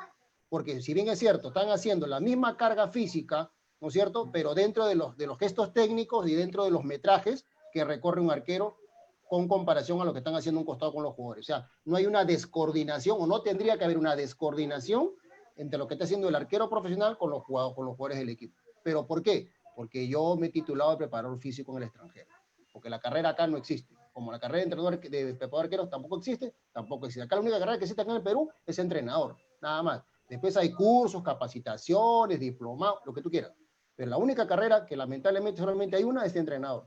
Entonces, nos está faltando, si comparas en Europa, ¿no? El analista táctico, ¿no? Porque, bueno, el asistente técnico es un entrenador joven, ¿no? Pero el preparador arquero es el preparador físico y todos los que están alrededor del fútbol, todos son gente certificada, diplomada y con una carrera, ¿no? O sea, Nosotros todavía nos está faltando. O sea, tenemos un carro de 4 ruedas, ¿no? Con 3 ruedas desinfladas, ¿no? O medio inflar. Entonces, es por eso que no terminamos de ir a la velocidad que necesitamos. Son cosas que, bueno, no nos toca a nosotros, sino a las personas que tienen toma de decisiones, pues, corregir, ¿no? Porque la información es importantísima. Y cuando hablas de ese mismo en juveniles, debería ser lo mismo. Pero la pregunta es, pues, ¿cuántos preparadores de arqueros, primero tienen algún tipo de estudio? Y peor aún, ¿cuántos de ellos tienen preparación, estudios avanzados de la preparación física, ¿no? Es bastante complicado. Claro, de hecho que sí, profesor. ¿Usted lo hace integrado? O sea, ¿también lo hace con balón o sin balón no hace la parte física, profesor? Ya todos los trabajos son con pelota desde hace muchos años. Acuérdate que en la medida de lo posible, o sea, y esto tiene una explicación a nivel de neurociencia. Cuando uno hace un gesto técnico, un movimiento táctico, un trabajo X, lo que hace es una concentración de un paquete neuronal. 10.000 a 20.000 como mínimo. Pueden ser muchas más. La repetición constante de este estímulo, de este objetivo, va variando el ejercicio, pero el estímulo en sí, el objetivo es el mismo, va generando una construcción de una huella memoria. Una huella memoria es un engrosamiento del paquete neuronal. Entonces, cuando tú ves en el microscopio electrónico un grupo neuronal no estimulado, tiene un grosor, y uno estimulado tiene un grosor mucho mayor, hasta 3-4 veces mayor. Entonces, en ese grosor es donde encuentras la parte física de la información. Entonces, ahí tú compruebas que hay una información. Pero ojo con esto, ¿eh? Cuando yo hablo, por ejemplo, de aprendizaje, ¿qué hace nuestro cerebro? Automáticamente se va a lo positivo o no. Pero acuérdate que hay aprendizaje bueno y aprendizaje malo. Entonces, a partir de ahora lo que tenemos que hablar es de aprendizaje significativo, o sea, de un aprendizaje positivo. Porque me ha tocado estar con jugadores o con arqueros en fútbol profesional que he tenido que reeducar, no enseñar, reeducar, ¿no? Generar una huella, un nuevo paquete neuronal sobre el que ya existía, ¿no? Para poder corregir un mal aprendizaje, ¿no? Y eso, por ejemplo, sirve en la fase formativa, ¿no? 10, 11. Ahora, si hemos dicho que a los 13 años el chico está en su mejor momento de la edad de oro, a los 14, dentro de un proceso ordenado, a los 14 tendría que parar con toda la parte del cuerpo, saber la diferencia entre un cabeceo de ataque y uno defensivo, hacer un control orientado, pegarle con las 2 piernas y con todos los bordes, ¿sí o no? Tendría, porque lo hizo a los 8, 9, 10, 11, 12, 13. Durante 6 años, porque el 70% o 75% de la práctica fue netamente desarrollo técnico. Ahora, a eso vamos a meterle lo físico, o físico-técnico, ¿no es cierto? Porque la única diferencia entre un niño de 8 años y un profesional es la fuerza de la patada, o la única diferencia que tendría que haber. No tendría que haber otra. O sea, no vas a rematar a los 8 años con el borde interno o con el empeine y en profesional levantas la pelota para pegarle con el codo, o sea, a la pelota. O sea, no tiene lógica. Entonces, lo que va cambiando son la fuerza la que va cambiando y por ende la dinámica en el juego. La dinámica es diferente, pero la técnica y los movimientos tácticos son los mismos. La velocidad de ejecución es la que cambia. Entonces, es muy importante que el tema de la información sea clave. Si no hay información, es muy complicado, ¿no? Claro, sí, lo que usted dice está bien, ¿no? Que ahora todo es integrado. Eso es bueno, nosotros recomiendo. Bueno, seguimos, Rodrigo. Sí. Profe, quería preguntarle por el tema del proceso ya, porque como usted dijo, el entrenador no se queda en una academia muchos años, o vamos de un lado a otro, ¿no? Y no hay esa continuidad. O sea, por ejemplo, estoy hoy día y hago algo, me voy y mañana viene usted, por ejemplo, y hace algo, se va y después viene Jaime, entonces, pero ya viendo personalizados, o en el tema de los arqueros, también de repente que hay escuelas de arqueros, aparte de las academias de fútbol comunes, ¿cuántos años considera que debe ser el proceso? Por ejemplo, Rodrigo le llega a usted, Humberto, a los 10 años, ¿no? Y después de cuántos años, hace rato lo comentó también, me parece, usted dice, ya bueno, Rodrigo, se puede decir que ya está listo, ¿no? Después se puede equivocar, puede acertar, pero ya se puede decir que está listo, por decirlo así. Muy bien. A ver, primero no es lo que yo creo. El proceso son de 10 años. 10, 11 años, ¿no? Hemos dicho entre los 8 y 19 años, 18 y 19 años. Ese es el proceso. Ahora, un pequeño acápite. Hay 2 palabras, tú has mencionado una, yo creo que la otra en un momento, que la vamos a pronunciar o se pronuncia mucho en el fútbol, pero no se hace. Planificación y proceso. Se habla, pero no se hace, ¿no? O sea, para que tú veas qué de incoherentes somos. Ahora, dentro de una institución, siendo, a ver, Humberto Camino, Rodrigo y Jaime, preparadores de arquero, preparadores físicos, entrenadores, lo que tú quieras. Si la institución tuviera la hoja de ruta, ¿no es cierto? Entonces, estos niños estuvieron 1 o 2 años con profesor Camino, papá, listo, ahora le toca ir a este nivel. Viene Jaime, ¿qué tiene que hacer? ¿Lo que le parece o lo que continúa? Lo que continúa. 2 o 3 años. De ahí viene Rodrigo, ¿qué tiene que hacer? ¿Lo que le parece o lo que continúa? Lo que continúa. ¿Cuál es el problema? Entonces, eso es un proceso, ¿no es cierto? Ahora, y todo el mundo dice, no, pero si ese club no tiene para pagar canchas, si no tiene para psicólogos, si no tiene para pelota. Bueno, a mí me ha tocado, a mis inicios, agarrar mi camioneta, meter las pelotas en mi camioneta, lavar los uniformes, los chalecos todos los días, ir al entrenamiento, y después me tocó ir a sitios donde había todo y no había nada. ¿Qué significa eso? Campo, chicos, los chicos no pagaban, pelotas, como te digo, no, psicólogo, asistente, había todo, pero no había el plan, pues. No había plan. O sea, yo hacía lo que yo creía que tenía que hacer y salió bien, gracias a Dios, pero no me dijeron a mí, oye, esto es lo que tú tienes que hacer. O sea, no había las tareas del año. Entonces, como no había las tareas del año, cuando yo me fui, llegó otro profe, ¿no? Y de arranque sacó a 5 titulares, ¿no? Y trajo a otra gente, porque de otro equipo donde él venía, y me desarmó el equipo. Te estoy hablando de la San Martín, los 9-6, cuando los 9-6 tenían 13, 14 años. Estamos hablando del año 2010. Había 4 equipos disputando el título. San Martín, nosotros, Cantolao, EGB y Cristal. 2 años después, me toca ir a Sporting Cristal, al primer equipo. Yo siempre cuento esto. Me acuerdo que nos tocaba concentrar en la Florida, y esa tarde jugaba Cristal San Martín, 2 años después, ¿eh? Entonces, y como estamos concentrados ahí, voy a ver a mis chicos, bueno, años que no los veía. ¿Tú sabes cuántos de mis chicos encontré jugando ese día? 5. ¿Y sabes cuántos de Cristal, con los cuales nosotros habíamos 2 años atrás disputado también el título, cuántos sabían? 5. ¿A 5? 5. Entonces, ¿de qué proceso estamos hablando cuando agarra? Porque en menores tienen esta mala costumbre, ¿ah? En la época que yo fui, el equipo, ese año era el segundo año federativo, solamente había Copa de Oro, no había ahora 3, 4 escalones. Yo tenía 28 jugadores, todos jugaron, unos más que otros, pero acá tiene la mala costumbre, ¿no? A ver, ya, 13 años, ¿no? A ver, ¿quiénes jugaron eran como 40 partidos ese año? ¿Quiénes jugaron menos de 20 partidos? Ya, pum, para afuera. Tú puedes tener un chico que juegue 7 partidos el primer año, el segundo año jugará 13, el tercer año jugará otra vez 13, el siguiente jugará 30, y al final se termina siendo el único profesional que llega. ¿Qué garantía tienes que el que jugó 40 partidos el primer año va a llegar a profesional? Ninguno. Ya todos tienen su proceso, ¿no?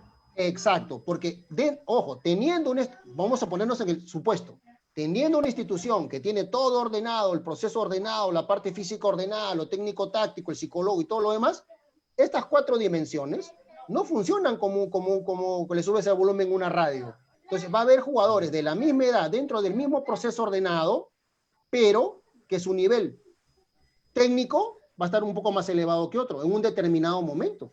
Y después el otro se emparejará. Y en ese mismo momento habrá otro que su nivel cognitivo, psicológico estará más alto. Porque no somos máquinas. Porque somos chicos que al final tenemos que entender una cosa. Nosotros no tenemos chicos que llegan a nosotros como una pizarra en blanco, ¿eh?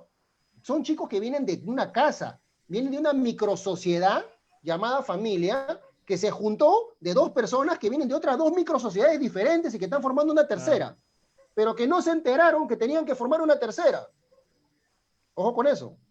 Que en el camino aparecieron los hijos, ¿ya? Y están medio parchando las cosas, porque nunca se pusieron a coordinar. Oye, mira, en mi casa cuando se come, por si acaso no se ve televisión, ni se usa el celular, ¿no? Por darte un ejemplo, ¿no? Aquí en mi casa, y así también, yo vengo de otra casa también donde todo el mundo respeta, se saluda, ok, entonces vamos a juntar lo bueno de todos, ¿no? O sea, nadie se hace ese plan, pues. Y cuando no lo has hecho, estás medio parchado, porque una cosa son los sentimientos, por los cuales te juntas, y otra cosa es cuántos se han sentado a decir, oye, mira, vamos a formar esta nueva microsociedad bajo estos parámetros. ¿Quién lo ha hecho? No lo hacen, pues. Sí. Y ahí nomás te aparece uno, y ahí nomás te aparece el segundo, y nomás te aparece el tercero.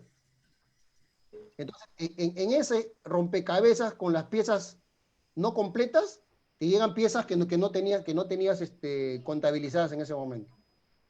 Claro. Y se te empieza a desmoronar. Y encima incumplimos o se incumple el proceso, ¿no?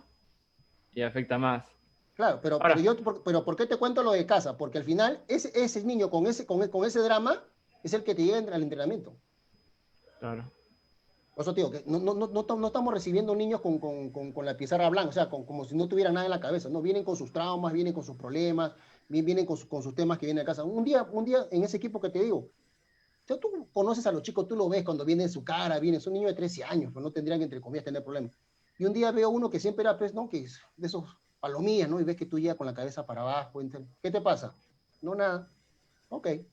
Hizo la práctica, terminó de entrenar todo igual, ¿no? ¿Qué te pasa? Nada. Ya, que se vayan todos, tú te quedas. Se sentó. ¿Qué te pasa? No, nada. ¿Qué te pasa? No, nada. Y empezó a llorar mi papá, le pegó a mi mamá. ¿Y qué te das cuenta, pues? Porque te vuelvo a repetir, los famosos sienten que no están en el contrato. O sea, tú tienes que mirar en la cara a los chicos, tú tienes que preocuparte por ellos. O sea, cómo van viniendo. O sea, nosotros tenemos personas que juegan al fútbol. No tenemos futbolistas que juegan a ser personas. No es lo mismo. Entonces, y en fase formativa, tenemos que tener eso claro. Entonces, mientras no lo tengamos claro, ustedes se han puesto a pensar, yo por ejemplo, en fútbol de menores, en Perú yo llamo fútbol de menores, o sea, yo no llamo fútbol formativo, o fútbol formativo es otra cosa. Y fútbol formativo integral es otra cosa más todavía, diferente. ¿Ustedes saben qué cosa es lo que forma el fútbol de menores en Perú? Forma entrenadores, no forma jugadores, en su gran mayoría. Forma entrenadores. ¿Por qué? Porque yo estoy acá, después estoy allá, y en 5 o 6 años estoy en la Copa Perú, y por eso llegué a segunda. Y todo lo que agarré en mis años como entrenador, ninguno llegó a primera. O sea, forma de entrenadores. Entonces tenemos que preocuparnos por el tema formativo, por ser formadores. No deja mal de que yo empiece como formador y que yo mañana más tarde tenga aspiraciones de llegar al fútbol profesional. No pasa nada, eso está bien, eso es normal. Pero yo tengo que saber cuál es mi traje del formador y cuál es mi traje del entrenador. Son dos cosas totalmente diferentes. Y el que lo tiene claro, después cuando va arriba, no le va mal. No le Al va final mal. son etapas, ¿no? Que todos tenemos que cumplir y hay que hacerlas de la mejor manera posible, ¿no? De nada, pienso yo, de nada te sirve empezar a hacer malas cosas, solo pensando en querer llegar. Mejor hay que enfocarnos en hacer bien las cosas en donde estamos ahorita, ¿no? E ir Bueno, progresando. Ahora, profe, con respecto a lo que decía, de repente no hay esa organización en los clubes de guiar por un camino, ¿no? Que hoy estoy yo, se va por un camino, me voy y viene otro y sigue por el mismo camino, ya ponerle sus matices de repente de cada uno. seguro. Pero de repente, si no está la organización del club, de repente la solidaridad de nosotros también podría ser un factor, ¿no? El decir, yo sé que me voy y mañana viene el profesor Humberto y yo dejarle lo que yo hice, por lo menos, ¿no? Sí. Y usted considerará, bueno, Rodrigo se equivocó en esto, y yo puedo hacerlo mejor de repente, o cambiar algunas cosas, yo considero de repente, ¿no?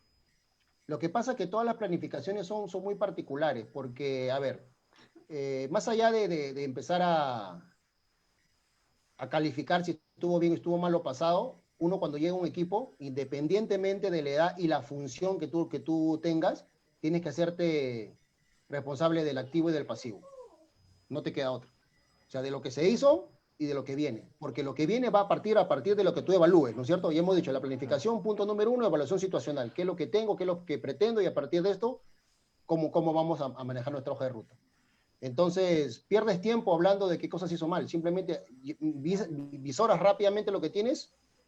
Yo soy de los que dice que a los problemas hay que buscarle soluciones, no más problemas, ¿no? Y Claro. la palabra problema incluso no la uso, ¿no?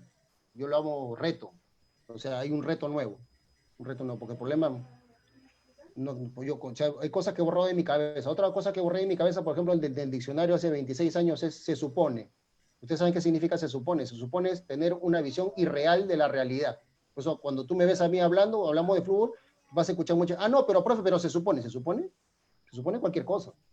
Y en el fútbol no Claro. se supone nada, se planifica todo. Pero no puedes planificar sin evaluar. Entonces, primero evalúas, miras, construyes, ¿no? Y yo creo que en eso tenemos que manejar nuestra energía. Y eso yo lo resumo tan solamente con una palabra, le llamo yo respeto profesional. Bien, profe, interesante, sí. Hay que ser profesionales, ¿no? Por más que trabajemos en fútbol de repente amateur o de menores hay que hacerlo profesionalmente. Jaime, No, creo no, que... disculpa que te corte porque después se me va. Hay una anécdota sobre qué cosa es ser profesional. Yo un día estaba en una práctica y un niño de 10 años se me acerca y me dice, profe, ¿estoy haciendo bien las cosas? Sí, estoy haciendo bien las cosas. Sí, porque yo quiero ser profesional. Ah, ya. ¿Y qué cosa es ser profesional para ti? Ah, no, pues tener mi contrato, cobrar mi plata. Ah, o sea, para ti ser profesional es llegar a profesional, al fútbol de élite y cobrar. Sí, sí, sí. Bueno, a ver, vamos a hacer una cosa. Tú vas al colegio y vienes al entrenamiento, ¿no? Sí, a ver. Tú tienes 2 mochilas. Sí. Entonces, la mochila del entrenamiento, la mochila del colegio, la preparas la noche previa antes de ir a la práctica al día siguiente. Sí. ¿Cumples con tus tareas? Sí. ¿Cumples con tu entrenamiento? Sí. ¿Eres titular? Sí. ¿Está bien en el colegio? Sí. Entérate que eres profesional. Pero yo no cobro. Ah, No, es que ser profesional es tu actitud de vida. Ser profesional es lo que tú estás haciendo. Hacer todo en tus horas, hacer todo lo correcto. Porque una cosa es ser profesional y otra cosa es profesionista. Profesionista es aquel que tiene un título en la pared. Yo soy abogado, pero voy a Zángaro y hago papeles truchos. O sea, soy profesionista, pero no soy profesional. Soy jugador profesional, cobro plata, sí, pero ando chocando mi carro. Ah, ya, entonces, ¿qué? Estás en fútbol profesional, pero no eres profesional. Entonces, ahí te vas dando cuenta que viene de una formación que no es integral, ¿no? Que estas cosas las tiene que aprender a los 10 años, por supuesto, ¿por qué no las puede aprender a los 10 años? claro. Es que también va mucho con la idiosincrasia, ¿no? Del país, No, ese tema. discúlpame, Rodrigo, pero ya es hora de romper las cadenas. O sea, tú no puedes Yo también pienso igual, agarrar, pienso igual. o sea, disculpa, o sea, pon un ejemplo, disculpa si no es así. O sea, si agarró, Rodrigo tenía 8 o 9 años, se portaba mal y lo agarran a palos. Ahora Rodrigo es papá y lo primero que hace es agarrar un palo. Pero tú inconscientemente sabes que esa no es la forma. Tienes que Ah, romper la cadena, hermano. Tienes que romper la cadena. Si no, tú sí, sabes pienso igual. dentro de ti que no te sentías bien cuando pasaba eso, que esa no era la forma, entonces yo no lo voy a hacer. Mi papá no me abrazaba, me decía te quiero, ahora yo sí lo hago. Ah, Hay que romper las cadenas. Entonces, ya hay que empezar a salir de ese síndrome sociocultural que lo tenemos con el tobillo como un grillete que no nos deja correr. Pues. Y hay que salir de eso. Ya. sí, pero hay mucha verdad en lo que dice. Dale, Jaime. Sí, claro, profe, totalmente de acuerdo con usted, que ser uno de los primeros en romper esa cadena, como usted menciona, ¿no? Para poder cambiar la idiosincrasia aquí de nuestro país, ¿no? Lo que nosotros queremos es cambiarlo, ¿no?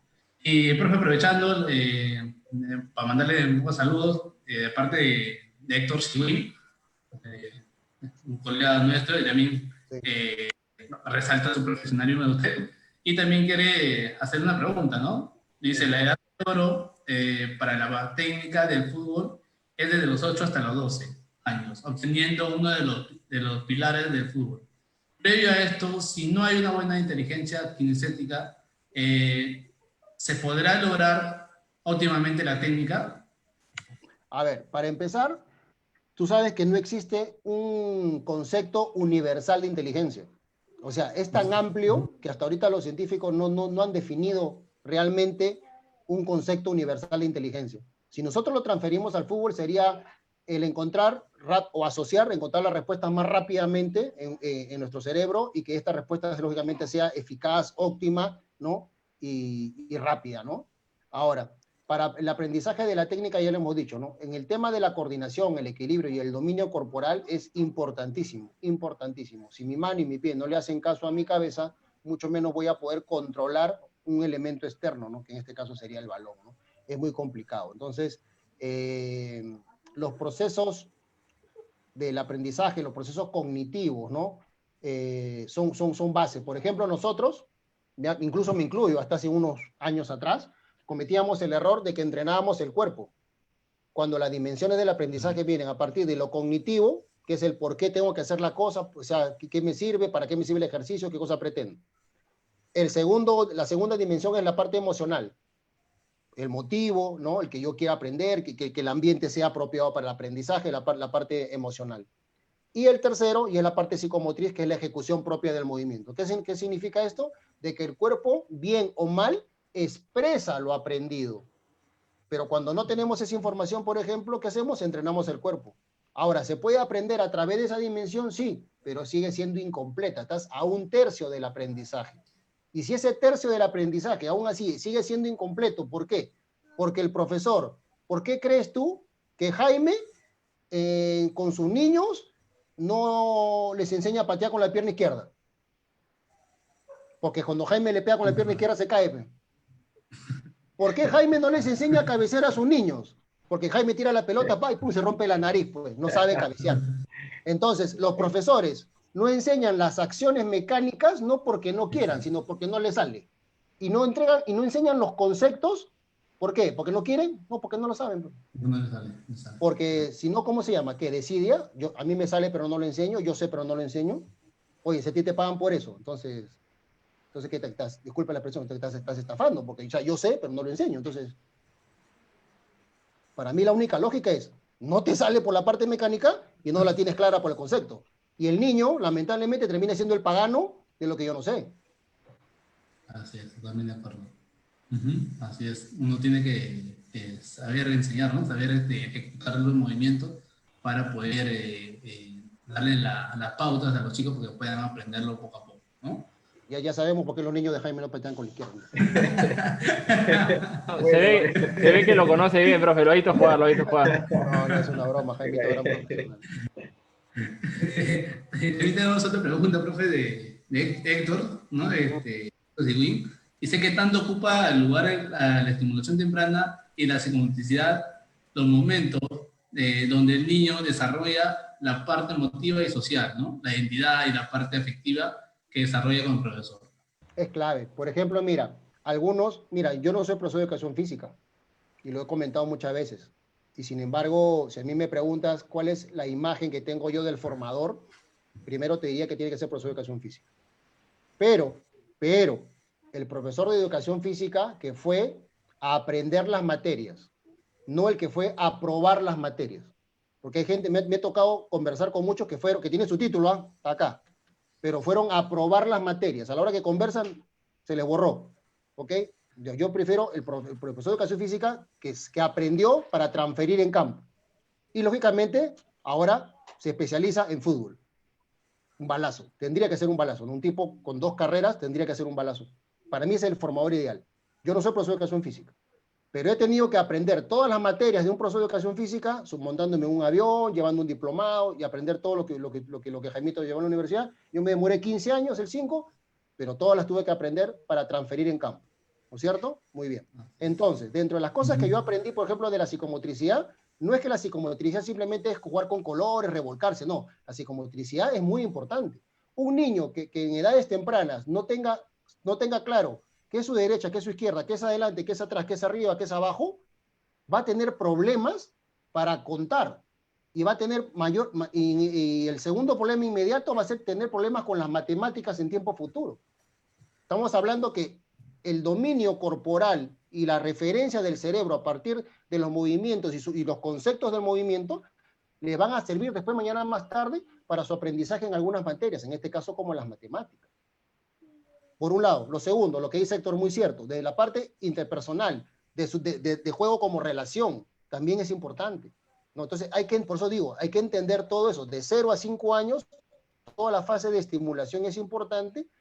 El siguiente escalón, la psicomotricidad, el siguiente escalón, la coordinación general y específica, y así sucesivamente. Por eso hay algo que yo le llamo las famosas escaleras del aprendizaje. Siempre en mis clases, cuando me ha tocado en la escuela de entrenador, le decía, muchachos, aquí no hay una clase que yo no haya dibujado una escalera.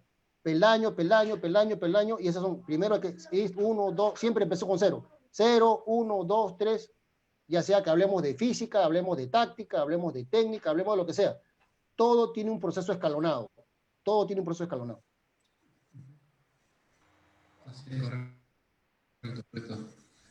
Correcto, me quedó clarísimo, profe, porque es la verdad, como usted dice, las materias que llevamos los docentes de educación física también son un poco fuertes y hay que poder saber plantearlo, ¿no? Como usted dice, no solamente es ir para probar el curso, ¿no? Sino para aprender y ejecutarlo en nuestro centro de labor, ¿no? Eso es la pilar de nosotros.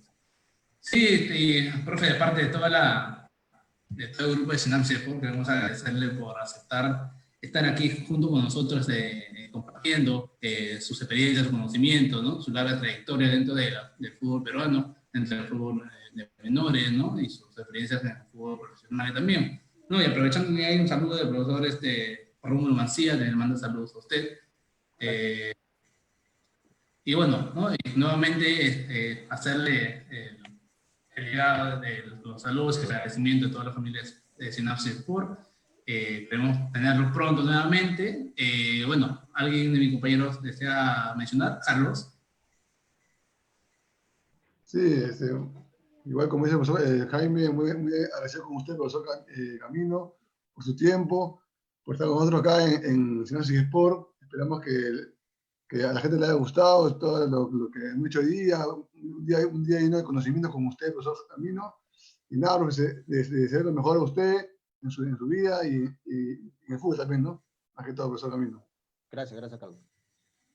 Rodrigo. Profe, sí, profe, de verdad agradecerle, ¿no? Ha sido muy enriquecedora. Ahí, de verdad, hemos aprendido bastante lo que hemos estado escuchando. Agradecer por la sencillez de aceptar la invitación, ¿no? Y comentarle que toda la semana que ya sabíamos que iba a venir, Jaime, su hincha estuvo hablando y decía, sí, el profe a mí me fastidia, el profe a mí me fastidia, y nosotros no le creíamos y ya nos quedó claro que sí, que sí. Y agradecerle, ¿no? Espero que le vengan muchos éxitos y agradecerle nada más. Muchas gracias. Profesor Humberto, igualmente hacerle el agradecimiento al nombre de Sinapsis Sports. Hoy ha sido una tarde muy productiva y qué importante va a ser las palabras que usted pueda dirigir hacia los colegas que están en ese camino en aras de mejorar el fútbol peruano. A ver si nos regala unas palabras para el entrenador joven, el formador joven que está en esta hermosa profesión y todo lo que tengan que recorrer, unos consejos quizás para ellos. Sí, básicamente entender que la formación académica no es el final, ¿no? O sea, tener el título pegado en la pared no es el final, sino es el inicio. Es el inicio porque a partir de ahí, cuando uno empieza a llevar un seminario, una capacitación, ¿no? Tenemos ventaja, lógicamente, con aquellos que no tienen la carrera terminada, ¿no? O sea, tenemos un poder de análisis, no comentario, sino análisis, porque comentar, uno puede comentar de cualquier cosa, pero analizar es tener las herramientas para poder llegar a conclusiones importantes. Tener claro que un niño no es un jugador profesional pequeño, sino un niño es toda una persona en desarrollo, un ser humano en desarrollo, y que eso es lo que nosotros estamos formando, no entrenando, formando. Tener mucho cuidado, ¿no? Nos obliga, este tipo de trabajo nos obliga a llenarnos cada vez de mucha más información, ¿no? Y nada, la perseverancia, la paciencia, porque nada de lo que se siembra en una estación se cosecha en la misma, que esto es de perseverancia, de mucha paciencia, de mucha responsabilidad, y vuelvo a repetir yo, de respeto profesional, pero no de respeto del entorno, sino respeto yo, cómo yo me respeto como profesional, ¿no? Porque si yo no genero yo ese propio respeto, ¿no? Hacia mí, hacia mis dirigidos, yo no puedo pretender que el entorno me respete, ¿no? Entonces, yo creo que esa es la parte mucho más importante. Y bueno, y como le decíamos a Rodrigo, ¿no? Y es hora de romper ciertas taras, de romper ciertas cadenas, ¿no? De salirnos de esa mediocridad y nada, seguir hacia adelante y hacer cosas diferentes para buscar resultados diferentes. Excelente, profesor Humberto. Muchas gracias por su experiencia, muchas gracias por las palabras que de hecho la estamos tomando de muy buena forma para poder crecer. Jaimito, para poder despedir el gran conversatorio. Así es, sin antes también mencionarle a nuestros seguidores, ¿no? Que nos pueden seguir en nuestras redes sociales, tanto en Instagram, YouTube, ¿no? Y también si desean poder apreciar nuevamente este conversatorio, pueden visualizarlo a través de YouTube, ¿no? De todas nuestras plataformas. Y bueno, profe Humberto, solamente darle las gracias nuevamente, ¿no? Por haber compartido este conversatorio que ha sido de gran ayuda, gran apoyo para nuestros seguidores, en este caso los que están iniciando esta hermosa carrera, ¿no? Y que tienen que continuar y dándole duro, ¿no? Para poder romper esa cadena de lo que nosotros queremos salir de esa mediocridad, ¿no? Como usted menciona, ¿no? Entonces, profe, listo, todo el público ya saben, atentos a nuestras publicaciones que vamos a realizar dentro de esta semana, así que nos vemos la próxima. Profe, le pido por favor que nos acompañe en cierre de la transmisión, por favor. Gracias, hasta la próxima. Nos vemos, Gracias. nos vemos, hasta la próxima.